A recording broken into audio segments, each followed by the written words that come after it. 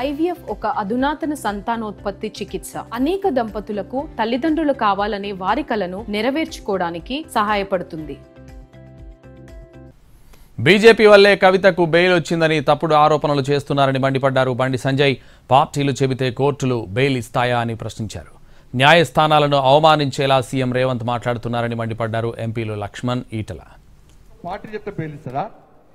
ఒక వ్యక్తులు చెప్తే బెయిల్ ఇస్తారా కోర్టు?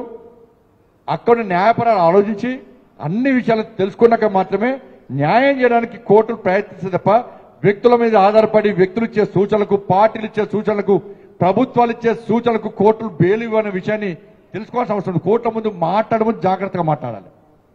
నేను మాట్లాడినా, నేను కోర్టు గురించి మాట్లాడలే, బెయిల్ గురించి మాట్లాడలే. కాంగ్రెస్ పార్టీ కవితకు బెయిల్ వచ్చిన వెంటనే కాంగ్రెస్ పార్టీ స్టార్ట్ చేసింది. బీఆర్ఎస్ పార్టీ వాళ్ళు ఫలానా బీజేపీ నాయకులను కలిసింది కాబట్టి బెయిల్ వచ్చిందని కౌంటర్ ఇచ్చిన.